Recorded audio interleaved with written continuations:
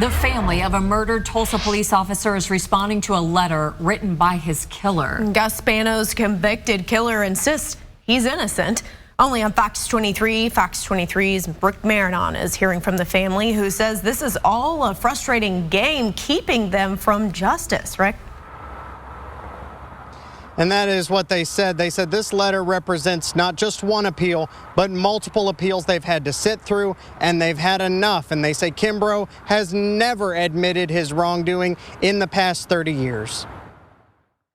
Earlier this month, convicted cop killer Anthony Kimbrough wrote Fox 23 this letter saying he's found a way to prove his innocence once and for all. Now the family of murdered rookie TPD officer Gus Spanos has written their own statement to Fox 23 saying Kimbrough refuses to let them have peace. Retired Tulsa Police Lieutenant Jeff Davis tells me after seeing my previous story, quote, "I was a rookie TPD officer when Gus was murdered. It affected me greatly. Gus was my classmate and friend. The loss was devastating to all who knew him. He was one of those people whose presence lit up a room. He was liked by everyone, loved by many. Gus was a good cop with a good moral compass. He was professional, smart, and hardworking." Davis and Spanos' wife are just some that include now the Tulsa County District Attorney's Office, who say Kimbrough plays games with the justice system and has never admitted wrongdoing. Quote, "I was with the family every day of the trial. The trial was long and excruciating for the family. The verdict was bittersweet. Life without parole seemed too little punishment for the crime of murdering a cop." Kimbrough was convicted of killing Spanos at a traffic stop in North Tulsa back in 1993.